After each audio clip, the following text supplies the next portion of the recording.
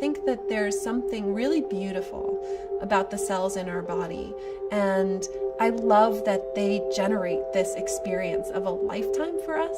I don't necessarily see a disconnect between learning about that in my own life and also learning about it scientifically in the lab with these constructed sets of reality that we call experiments.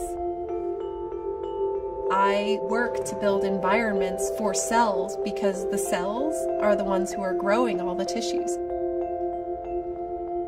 There's been a lot of controversy around stem cells. What's interesting about induced pluripotent stem cells is that they're skin cells, let's say, that you can apply 4 genes to and trick them to become any kind of cell that you would see in the body.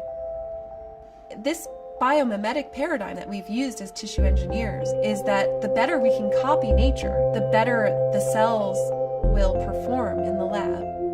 We have some cardiac tissues that we've just started growing. These heart cells are constantly beating, rhythmically, tirelessly. The better we get at tricking them into believing that they're inside the body, the better they will start to build a tissue. In my life, I often find that I'm unexpectedly inspired by people who do things very different than what I do. In that sense, GenSpace is an amazing place to be. It's the country's first DIY biospace. It's meant for the community.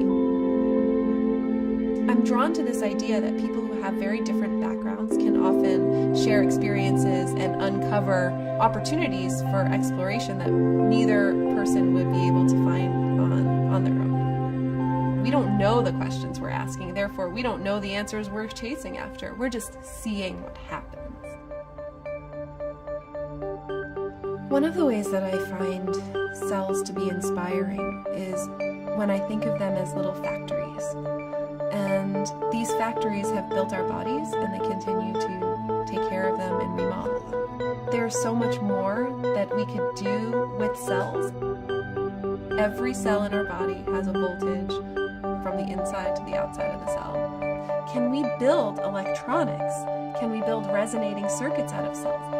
Can we think about using cells to make batteries?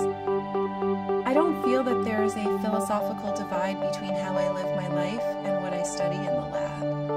But all of that is motivated by this sense that I have of biology being this exquisite, magical force that we don't quite understand.